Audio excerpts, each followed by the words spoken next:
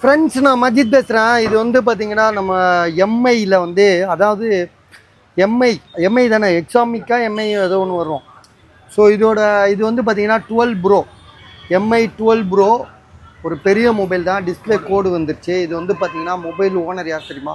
முன்னால் மலபாடு இருக்காப்புல, அதெல்லாம் விடுங்க. ஸோ இது வந்து பார்த்தீங்கன்னா 8256 எம்ஐயில் 12 ப்ரோ.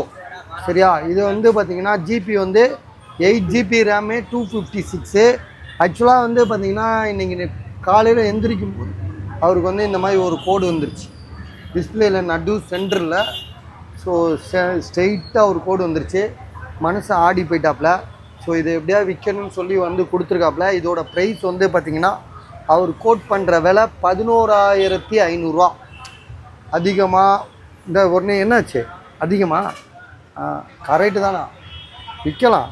ஏன்னா கோடுன்றது வந்து நம்ம எதிர்பார்க்காம வர்றது. இப்போ இதே வந்து 22,000 நம்ம வாங்கிட்டு கோடு வந்துருச்சுன்னா என்ன பண்ணுவோம்? ஷோரூமில் போனால் கழுத்தாம்பட்டையிலே அடித்து வரட்டி விடுவான், போடுறா அப்படின்னு. ஆனால் எல்லாத்துக்குமே வந்து பார்த்திங்கன்னா நம்ம எல்லாத்தையும் நம்ம தயாராக இருக்கணும். இப்போ இது மாதிரி வந்துச்சுன்னா கம்மியாக தான் விற்க முடியும். ஸோ அதனால் வந்து இதோட விலை வந்து 11,500. 8 ஜிபி ரேமு 256. கேமரா செக் பண்ணி காட்டுங்க, எல்லாமே பக்காவாக இருக்குது. மொபைல் செம்ம தரமாக இருக்குது. சரியா? வேணுன்றவங்க ஒன்றே வாங்குங்க. 11,500 தான் போட்டிருக்கேன், 11,500.